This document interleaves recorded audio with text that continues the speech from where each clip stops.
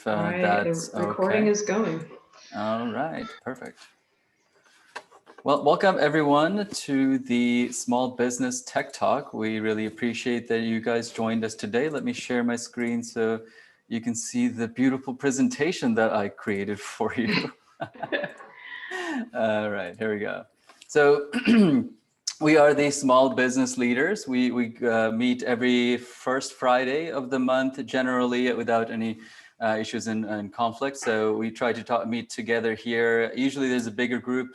For some reason we have a smaller group today, but we talk about different technologies, marketing tools, website tools, and tactics to grow our businesses. We like to kind of keep this interactive and talk with each other so we can basically learn from each other.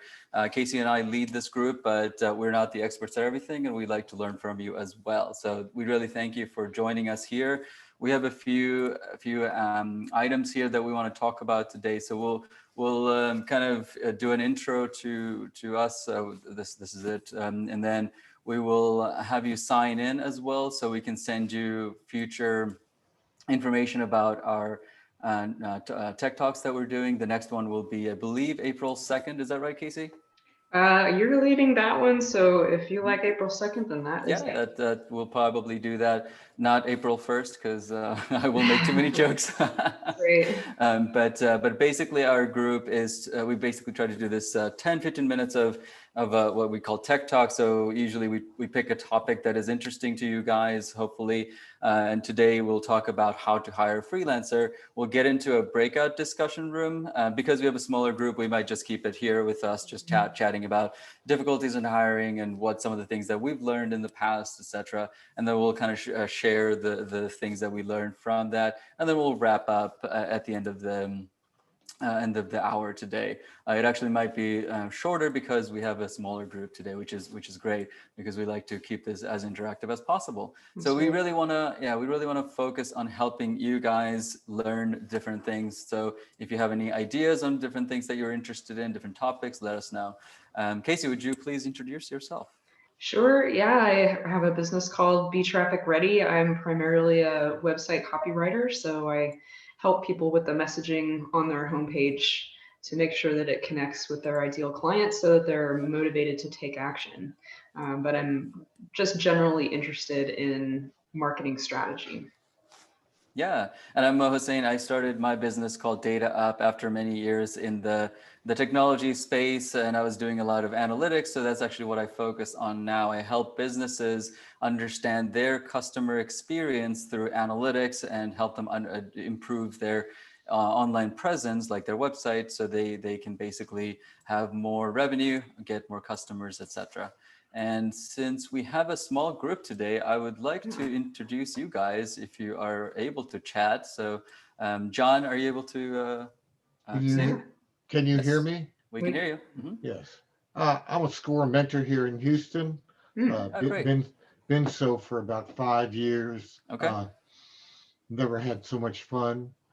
Prior to that, I started in 1976. I started a company that survived until now. Wow. Basically, I'm doing mostly just legacy clients, but um, our main goal was consulting, which is, I guess, an old word.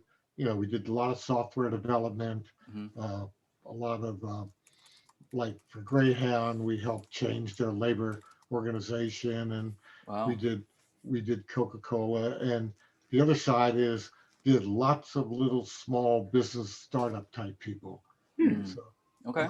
and that's fun. And I have enough ADD that I thoroughly enjoyed, learning all about everybody and how they did it and that sort of thing. So, um, although I made every mistake in the book, and I think that helps me with SCORE, hiring a freelancer today is just going to be perfect because, at some point we have to send off our clients to buy services since, we can't do that sort of thing. Yeah. Well, welcome. That's Thank you true. for joining us. That's Oh, great.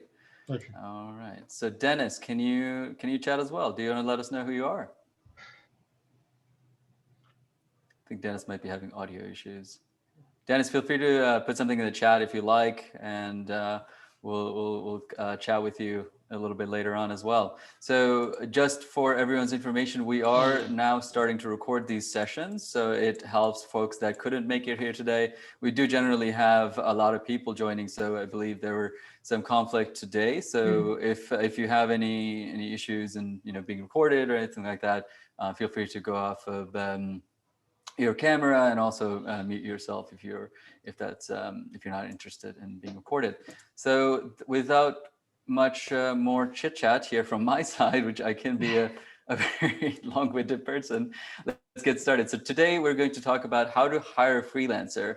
And I want to just start off here with a couple of things so Casey can tell us about her experiences with it as well. So basically, why should we do it, right? So ultimately it comes down to the time that we have. Time is money, as they say. So we want the time that we have to do use the expertise that we have in our business and helping other businesses. So as an example, I am a consulting, I do a consulting firm. So basically I work with other clients and help them improve the processes that they have. And I'm finding more and more that the more time I take in my business to do things that I don't need to do, like sending out these emails and things like that for marketing, it takes away from me being able to communicate and do more things for my clients. So the other thing is sometimes professional, the quote unquote, it is better because then you're bringing someone who is an expert in the thing that they do. Maybe they've worked with so many other clients, they're bringing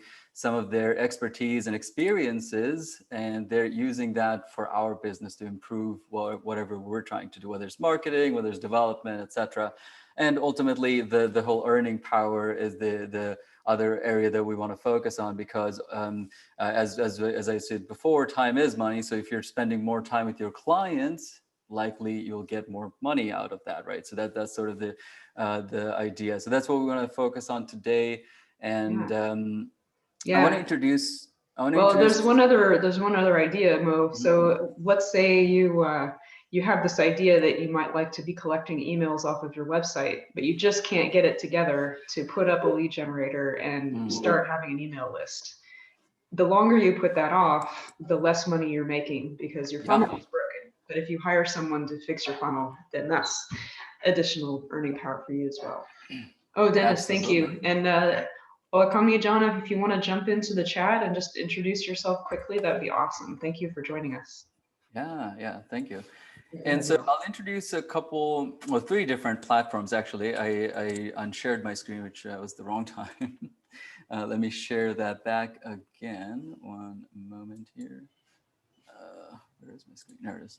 Okay, so I'm sure you've heard of some of these platforms like Upwork as an example. So Upwork is tends to be one of the most common platforms nowadays. So this is what Upwork looks like. You go to upwork.com and you can do pretty much hire pretty much any freelancer that you're interested in, from as you see, from IT development kind of work, like maybe your website. You can hire design, creative people, sales, marketing. You see there are so many options here. Upwork is a really good platform. It's sort of in between these other couple platforms that I'm going to introduce. So FreeUp is another sort of new platform, which I like quite a bit. There you have the similar options in here. So once you create an account, you can actually Can you click on it? We don't see the website. What? We don't see the FreeUp website. Oh, I'm sorry. We're still on Upwork. That's weird. Can you see it now?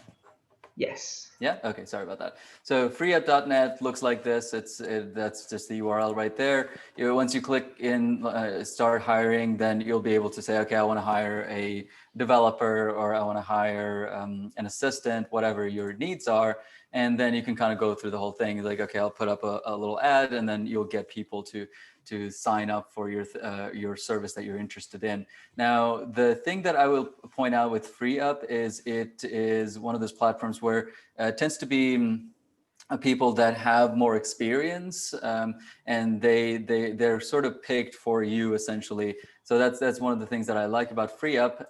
Upwork is sort of in between. This platform's been around for a while, for a long time. So there are a lot of experts in there. Like Casey has some services on Upwork, and then you'll find some people that are maybe starting new and they don't have as much experience. So you have to kind of pick through that a little bit, and they do have their experiences listed as in their beginner, intermediate, experts, etc. And then on the other spectrum, you have the Fiverr, which is basically where you go to do similar things that you're interested in. But in general, in what I've noticed is the people that are on Fiverr tends to be very focused in what they do. So you have to kind of give them a focused task or a job for them to do, versus on Upwork, you could say, okay, I have this idea, let's just talk about it and get something down that's my it's sort of not this sort of vague still, and it's not very concrete yet. So that's kind of how I see those three different platforms. Casey, do you have anything to kind of mention about them so we know more? Upwork is kind of venturing into that more sort of project space. So in my experience in Fiverr, I would go there looking for someone to create a logo or something. Like I have a specific small project in mind, and you can actually do that on Upwork now. Whereas in the past, you might just kind of like write, like Mo was saying, kind of like a job ad in a way where you don't necessarily have like specifics in mind, and you can't really see the outlines of how the person might structure the project, but they have added that. So you have the ability to do that now for some people. I wouldn't say every freelancer has a project posted, so it's kind of somewhere in the middle. So John, I see you have a question. What's going on? Question, I mean, is each engagement, tailored the way you want it? Meaning, in some cases you say, here, take it. In other cases, you want to, wait outside the bathroom door if they make a move, and follow them around a little closely. Not quite sure what you mean by that. I mean, like if they're developing something for you, you want to be there every day to take a look at it and have a review. So yeah, you would need to set up those guidelines in the beginning to make sure that the freelancer was okay with the amount of communication that you want. Okay. So yeah, I think those are great expectations to set up either in the job description, or we're going to talk about kind of the process that's good to go through. And I definitely recommend talking to the person before you hire them. And that would be something that would be important to discuss when you're trying to figure out who to pick. So you do have access to it. You do, yeah. Yeah, so the process is kind of like, let's say that I want to hire Casey for my website being having new copyright. So what I will do is say, okay, I need I'll post an ad. So think back to like the old newspaper idea, like, okay, there's the job posting, right? So the top will say like a copywriter needed. And then I will say, I have these requirements. So I'll maybe write some things like, okay, this is my current website. I need five pages with new copywriting. And then ultimately at the end, when I'm done, I post it. After that, I can invite certain people. So I can say, okay, I really like Casey. She's a really good copywriter. Let me invite her. And then other people can also go into the ad and add themselves and say, okay, I'm interested in your job. And then Casey, if she likes my ads, so like, okay, I want to work with you. If she thinks that I'm not a good fit, she'll say, okay, no, we're not going to work together. But you have a little bit of option of once you choose to communicate with them, you can actually, there's a chat functionality which you can say, hey, this is what I'm thinking in more detail, let's talk about it, that kind of thing. Would that be right, Casey? Yeah, so there's messaging, you can put attachments in there, you can start a video call. So depending on how you like to communicate and how the freelancer likes to communicate, there are a fair number of options. And some people take communication off of Upwork. They recommend that you don't do that, but I've had several clients where we just use regular email and Zoom. I send Calendly links, which ends up putting us on Zoom outside of the platform. So it just depends. Yeah. Are there standard agreements? So typically what happens is you can work with someone hourly or at a flat rate. And if you do a flat rate, then what you do is you the freelancer would say, this is the first milestone, the second milestone, and you guys agree on it. And then the person who's hiring will fund that first milestone. So your money is being held in escrow essentially by Upwork, so that if the person does do work that you approve of, you can release that money to them. But Upwork knows that the freelancer's not doing this work, and then you're just like going to flake on them and not pay. So it just depends on how you want to work with them. For flat rate, it basically just pulls from your credit card. I mean, for hourly, they have to. And the way that hourly works is it's actually taking pictures of their screen so you can see if they're, watching videos while they're saying that they're working for you. So Upwork really tries to have good protections for both sides to make sure everybody gets paid and gets work that they like. I'm not sure exactly how it works from the freelancer side on Fiverr, for example, but that's my experience. Yeah, so now that I mentioned sort of like, let's say that I'm a client, I'm interested in hiring, would you mention a little bit about what you kind of go through and what sort of expectations and budgets and things like that might make sense, Casey? Yeah, for sure. So there are a number of things I'm actually looking for when I'm trying to pick someone to work with. So one thing to keep in mind is, as someone who's hiring, freelancers are evaluating you as well. So if someone has never been on the platform before, then they're kind of an unknown. And then what they write in the proposal or what they say in the interview is going to be important. But if they've had jobs before, I'm trying to make sure that other freelancers have given them a 5-star review, and that the hirer always leaves a written review for the person they worked with. If you don't leave written reviews, I want a written review. That helps me to rank higher and to get better jobs. So if you don't offer that, then I probably, even if you sound amazing, if you've never written a review for someone, I'm just not even going to bother to work with you, because you won't. I know I'm not going to get what I want from you. Yeah, it goes both ways. Makes for sense. sure. Yeah, for sure. And on your side, obviously, you want to look at my work and make sure that the style fits, that the types of deliverables I'm offering are really kind of what you had in mind, and that type of thing.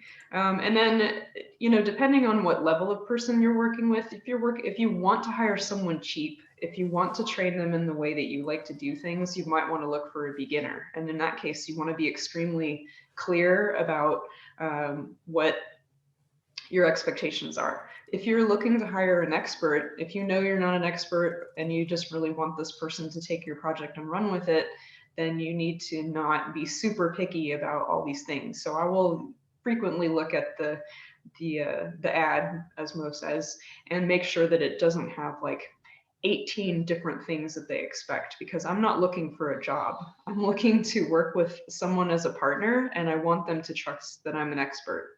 So that's important to me, is that you're looking to not be completely in control of the process, that I'm allowed to control the process, and that we're both going to get a win-win situation.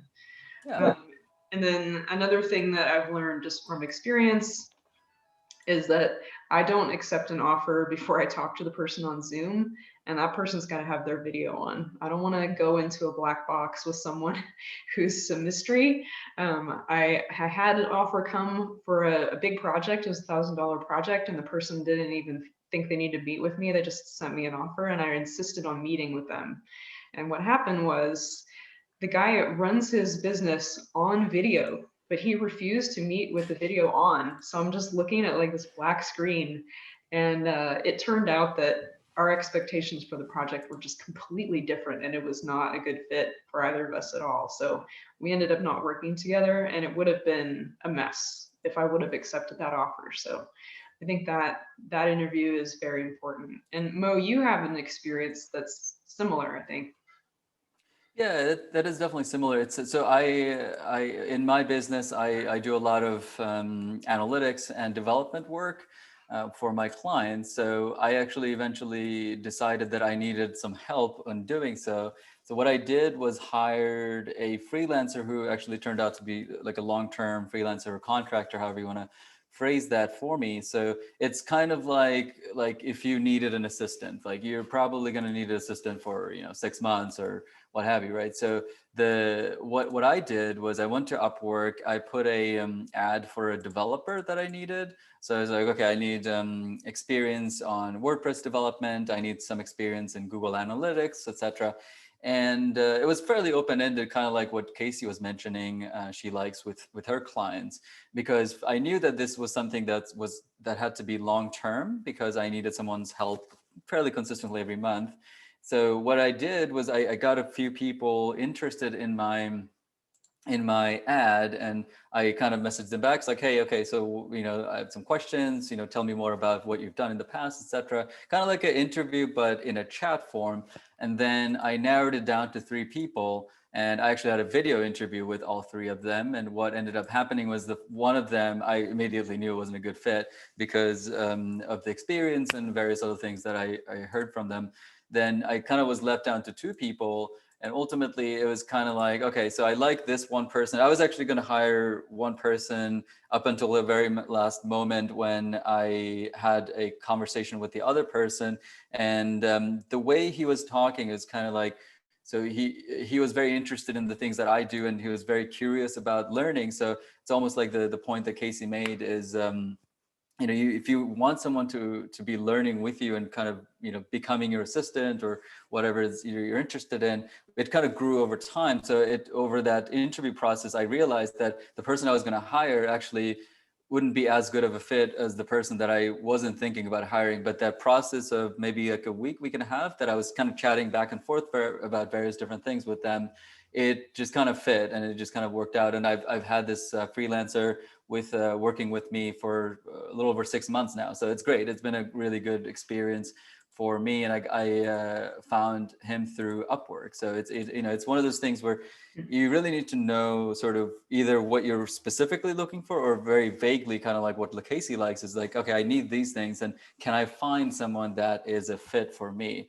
So I guess one of the main learning points for me was that don't be afraid to talk to multiple people, and don't be afraid to take maybe a week or 2 in that process of trying to figure out if they are the right fit for you. Because especially if you're going to work with them for a longer term, you really need to make sure that they're a right fit. It's almost like hiring an employee, but in a different capacity. So that would be my learning from that.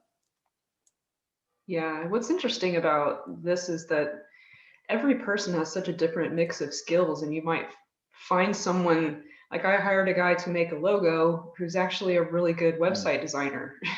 So you get kind of this interesting mix of expertise that maybe you weren't anticipating, and it's fun to learn about that and to see how you can use that. And sometimes people will hire me because of something like my education, or they saw that I've changed careers and they connect with that idea because it seems like it fits their business. So it's definitely worth diving into someone's profile and really looking at all the things that are there. Some people will even post a video. So for example, if you want a writer and you want someone who's going to sound like English is their first language, maybe they're not from the US, but if they can put together a video where they sound like a native speaker, then they're still going to be great for that job. And that's something else that I've learned from Mo, is that some of these things that you might need, like web development, there are people in countries that you wouldn't even think of who are incredibly great experts, and they are cheap. So you can get amazing work done for $20 an hour if you look outside the US. Whereas you wouldn't necessarily want to hire someone to write a textbook or something from a country where English is not a native language. So those are some things just to be aware of, opportunities and pitfalls. John, you're mute. Yeah, you're muted. Would you unmute, please? Yeah. Excuse me. Where do you find people? I guess 2 questions, if you don't mind. Sure. Where do you find people outside, offshoring, shoring, still has a sense of magic to me? And the other question is, with the 3 agencies that you mentioned, what's the fallback if things go bad? Is it just nobody gets paid? I mean, how do you? What's the process for unsatisfactory situation? So as far as hiring people from anywhere in the world, I think mainly that's going to come out of what kind of budget you're looking for. So if you say you want an expert and you're going to pay $20 an hour, people from the US are probably not going to reply to that, whereas someone from offshore would. So the budget is going to be the determinant. And you're talking about these are through Upwork or Correct. Every Yeah, platform. and there's they're all of them have people from around the world. Right. So all of them do. And in the listing or in the profile, they will say, okay, this person's from, in the United States or in not India, Philippines. There's a big freelancer community in Philippines, and a lot of other countries are now getting this sort of freelancer community up and running. So there's a lot of people from a lot of places. Now, if you want to avoid that, I do see a lot of listings on Upwork that say US only. So that's also an option. Yeah.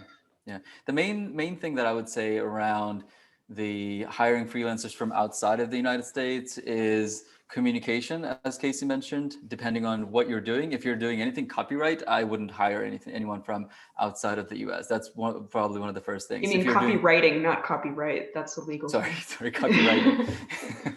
And if you're doing something like development, which doesn't necessarily have to be any specific sort of skill like language and things like that. It could be someone from outside of the US, but again, you have to kind of keep in mind the expertise level. Sometimes you do have to vet people because they might say whatever they want, but maybe they don't have as much experience in it. So that's something. Or you're going to write something in a message and they're not really going to understand what you're saying. Right. So just make sure that the communication you're having seems like it's going well. Yeah, and the timing, I would say, is another challenge perhaps sometimes, depending on how you're doing it. So for example, Philippines is the complete opposite time than here. So if you do decide to hire someone in the Philippines, then you're kind of dealing with a little bit of a time issue. It's like, okay, well, if I'm working in the morning, it's their nighttime. Are they willing to work at night, right? Or the opposite, or whatever, right? So that's kind of something you have to take into consideration as well. Mo, have you had a job go bad where you got something back and you just didn't want to pay the person?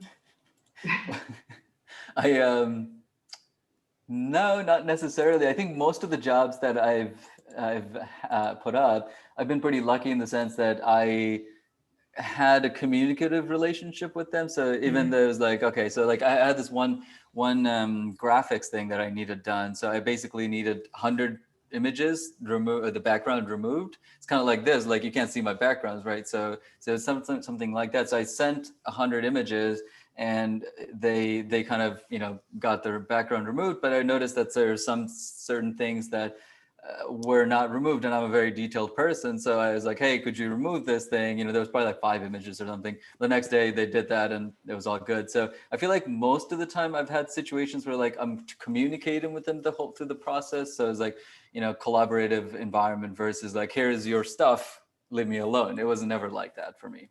Yeah, I've had mostly good experiences. I mean, people will be really clear up front about, we allow a revision stage or whatever. So just, I would say on the front end is due diligence about things like that. That's a really good point. Yeah, I've seen that mostly on Upwork, if I remember correctly, where people will say, okay, let's say we're doing a video, it can only have like up to 2 revisions because video editing does take a long time. And if they have to kind of redo everything, that's a lot of work for them. So that's totally understandable. But I like what you just mentioned, Casey, is like do the due diligence, make sure that you have a good understanding of what the process will be like. That makes a lot of sense. Yeah, looking at samples of their previous work, making sure that their reviews are uniformly good. Those are all things that are going to protect you from ending up with something that may not fit at all. Like if you're looking for a logo, you want to look at 5 to 10 of their previous logos and make sure that the style fits, because you're going to get something similar and that type of thing. Yeah. Casey, do you have some other learnings to share before we have Dennis and perhaps Herman, if they're on audio, chat about some of the things that they're maybe trying to do? I think those were the main things that I was going to say. I mean, I think what's come out of what we've said is that researching the person, talking to them, and communicating throughout the job is really important. And I would say that's important on both sides. So those are the main things. Yeah, good. So we would normally do a breakout room at this point, but we only have a few people today, so we will just kind of keep this as we are here, and we'll pretend like this is the breakout room, and we'll talk about some of the challenges perhaps that you are having in hiring a freelancer. Maybe you've already done or you've hired some people. So if you want to share some of your experiences, that'd be great for other folks that are here, and we can kind of chime in as well. So has anyone hired anyone on Upwork or other platforms before? Or if you're familiar with other platforms that we haven't mentioned, that would be also great to talk about. John, go ahead. Yeah, it looks like you have a question. Okay, my previous question about what if things go bad, Mm-hmm. you know, where does Upwork or any of the freelance middlemen where do they insert themselves, or do they insert themselves to help you or help the client? And I'll give you a case. Yeah, go ahead. I had a young woman client that I co-mentored on in SCORE, and she was doing a project where she required some graphics for characters. Mm-hmm. And the work was fine, but as it's turned out in the last few years, a lot of our copyright laws have changed, so that where if you hired somebody to do work for you, it was predisposed that the copyright belonged to you. But now, if you hire somebody to do a graphic for you, say for instance, the copyright remains with the artist unless explicitly transferred to you. So she's in a situation where the artist is, you know, extorting her or holding her up. It was very bad. And so not much ability to take them to court or to do anything else like that. And, or Wow. they do something to like keep them. Yeah, it was a wow. It was very sad. And so Yeah, I again, don't know anything detailed like that. I would definitely go into whatever the platform was and just search in their terms of service and see what you can find. odd. So the terms of service are each one. They're very extensive for each service. I mean, there's a ton in there, and if you, as a person who does freelance work on Upwork, I made a point to read all of that, and some of it was very eye-opening. So I know more about it from the freelancer side, trying to make sure that somebody doesn't stiff you on work that you've done. But as far as this, yeah, boy. Are you saying Upwork has a standard terms of service? Absolutely. They all do. Each individual freelancer has their Everybody who signs up on the platform uses the platform's terms of service. So if that's the way they worked, I would start there. Great, thank you. Yep. Yeah, thanks for bringing that up, John. I've never personally run into that, so I'm very lucky. I do feel like that's a very unusual experience, if I may say that, but I'm sure it happens. I'm sure it happens quite often. So it would be useful to maybe chat with them. They do have at least Upwork does have a phone number that you can call in and talk with them about what the possible options are to deal with this situation. It's as I said, it is a bit unusual, so hopefully it doesn't happen too often. But it's something hard to deal with, I suppose. Yeah, because you might have to deal with legal actions. Do we have other folks like Dennis, Herman, Brandon? You guys want to come off of mute and mention anything like hiring someone or some experiences in the past, some pitfalls like John just shared? Any other thoughts? I don't know who else is able to unmute. So let's see if you're able. See if they want to. All right. So yeah, if you're able to, just put something in the chat here, and we'll call on you. So Dennis, you're basically asking this question where, so you're from New Jersey. Welcome to our Small Business Tech Talk. So you're building a business for architectural visualization, and we're working with designers worldwide. Okay, so you're working with freelancers. Okay, that makes sense. Says I'm looking for someone who can write scripts for videos, websites, and publications. There are a lot of freelancers on Upwork, I can say. I see these types of jobs posted all the time. So like Mo was saying, you can just post out to the world, and you could split that up. Like, do you want someone who just writes scripts? Do you want to try to find someone who can do all the things? And you can just send it out to the whole world and have proposals coming in, or you can set it up as invite only so that you do the work. You look for, 3, 4, 5, 6, 10, 20 people who look like they're the ones that you want, and just invite only them to accept your offer, to talk about the job. So those are two different ways you can go at it. It just kind of depends on, do you want any Mo, Larry, and Jack to apply for this, or do you want to be a little bit more choosy about what you were looking for? And I think being open to possibly splitting up those different types of copywriting jobs, being explicit about, this is a one-time only thing, or this is, I'm looking for someone who's going to do one project, and if it goes well, we're going to continue the collaboration. I think all of those are great expectations to set up in the writing that you do, and then make sure that people are okay with that. So Casey, how would you choose, let's say that Dennis all of a sudden just gets 20 people to say, okay, I'm interested in your job. Yeah. How would you choose from that? You need to be asking them to send you samples of their previous work. So you can't ask them to do free work for you, but if they've done previous work, then you absolutely should ask them to send it to you. So that would be my first round.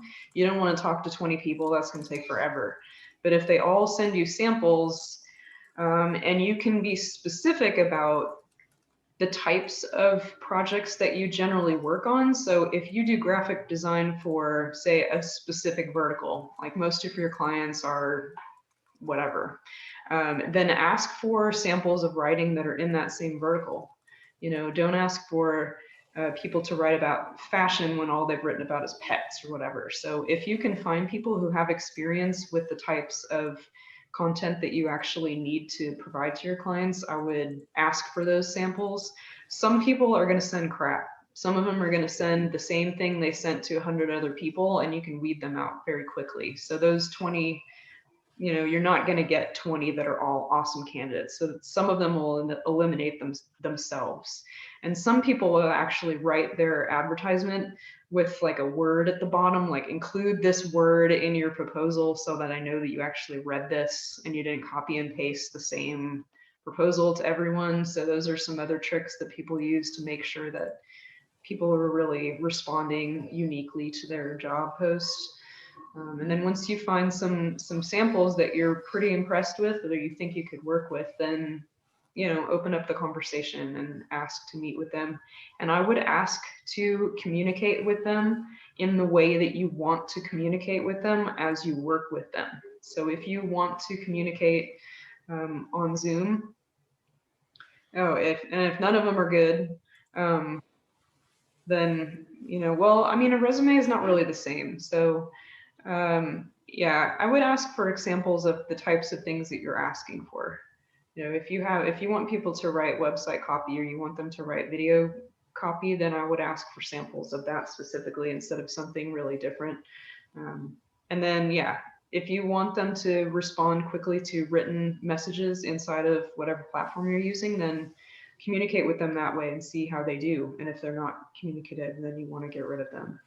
I've definitely seen some postings that, they go up and then they're like reposted again. This might be a place where you want to try the invitation type of style instead of just opening it up to random people. Because real experts will tend to respond only to invitations. It's much more time consuming for them to go through all these listings and try to propose to people. And I find that my success on those is not as good. So if I send out 10 proposals and 5 of them were invitations and 5 of them were not, probably I'm going to land 1 or 2 of those invitations, but the other 5, probably that was a waste of time for me to even apply for it because it wasn't as good of a fit. So the invitations are important. And a good copywriter cost, again, if you are going around and inviting people, you're going to get a feel for that. And it kind of depends on expertise and what type of copywriting you're asking for. If it's just like writing blogs, You know, that's probably not very expensive if it's specifically very sales oriented and they need to have skills in how to write good sales copy. They're probably going to charge more because that is a skill that's harder for people to develop and a little bit more rare out there. But you could be looking for anything from $25 an hour to $150 an hour in terms of copy, depending on what exactly you're looking for. Yeah, I think the thing that I do when I want to put up an ad is look at other ads that are similar and then see, okay, so what are people posting out there, first of all. And then my second step usually is to then make a search for that, which I believe you can't do on freeup.net, but you can on Upwork, and see what like the freelancers that are out there. So for example, if I go to Casey's profile, I'll see that she's an expert on StoryBrand, right? She's a guide. So she has that specific expertise from StoryBrand, if you're familiar with that idea. Now, in her profile, I'll probably see certain things, like she likes to work in a certain way. She has done certain things in the past. So that already kind of gives me a sense, okay, so not only do I know what people are posting out there, I now know that there are some expert copywriters like Casey, and she likes to work this way, and these are the things that she has done before. So then that gives me a sense, okay, now I'm going to post my ad in the way that it makes sense for me based on what I just learned. So there's a little bit of sort of learning at the beginning to see what is the right fit in the platform that you're working in. And that, I think, is a good way to kind of set that up really well. Yeah. If it's super vague, then you might get very vague people, sending you the request to be working with you. So if I think you want to write a vague request, you should be sending it by invitation to very specific people. Yeah, exactly.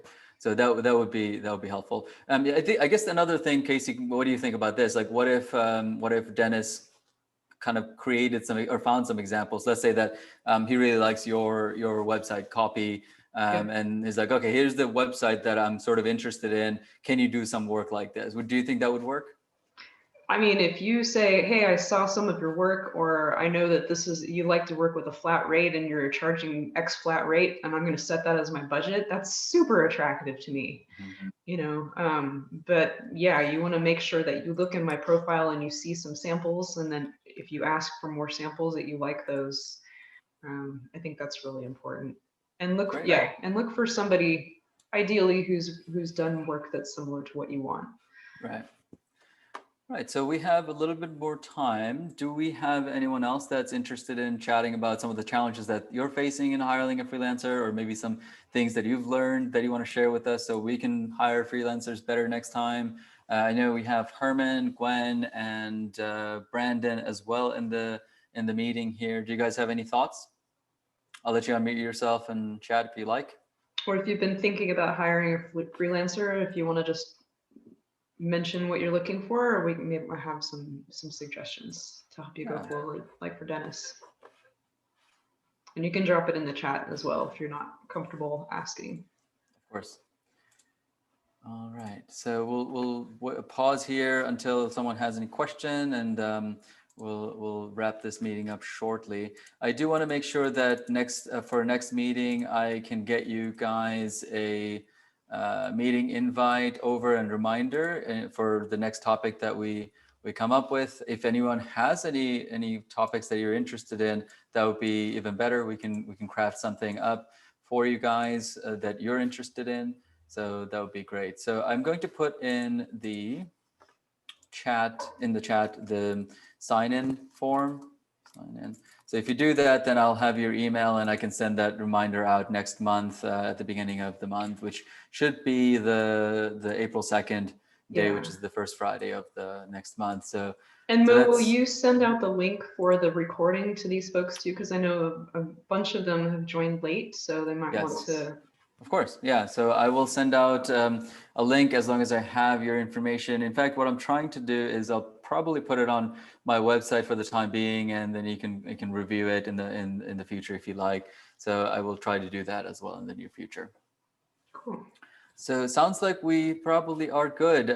We'll just wait here for a couple more minutes as we wrap up. If anyone has any questions or wants to chat about anything else, we're more than welcome. You're more than welcome to do that, and we can we can wrap this meeting up in the meantime. So here are some action items. Can you still see my screen, Casey? We can go ahead. You're good. Yeah, there they are. Yeah, so the action items that I have for my side, this is actually interesting because I do need to hire a assistant to help me with some of these marketing type of stuff that I am having less and less time for. So Yeah. action item 1 is to figure out what is the thing that you're putting off. In my case, I need to find an assistant. So I need to go figure out, okay, what are the things that I need to have in an assistant. So for example, I need someone who's familiar with some marketing type of stuff, maybe some sending out some emails here and there. So that is my need. And so I'm going to figure that out. So I'm going to write it out, and then I'm going to go on Upwork and do some research about some of the assistants that are already out there and see what they do and how they like to communicate with their ad. And then number 2 is put it on the platform that you are interested in. Casey just mentioned all the platforms again. So we have Upwork.com, we have freeup.net, and Fiverr.com. Those are the 3 platforms that we are familiar with and we like, depending on what you're interested in. Again, if it's a very specific project that you're working on, that may be a good platform for that would be Fiverr. If it's something that is, you're sort of vague on and you're not entirely sure, maybe Upwork could be a good platform. Freeup, and then I meant Upwork would be a good platform where you have a mix of many options. I think most freelancers are now on Upwork, so that's a really big platform now. So depending on what might make sense for you, go into that platform, put your ad in, and wait to get the folks that you're interested in. Hopefully you do find some people that are interested in your project and it's a good fit.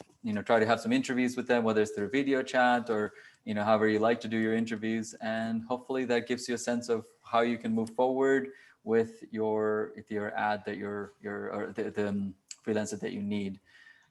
So Casey, do you have any ending thoughts for us to take us? I just have a thought, which is if you are thinking about hiring someone and you'd kind of like to run your job ad past somebody before you post it, I'd be happy to look those over. So I'm just going to drop my email here in the chat, and you can feel free to send me those messages, and I'd be happy to look them over for you and just give you some feedback from the point of view of a freelancer, how I would interpret what you wrote and any possible pitfalls that you might expect from putting that out there.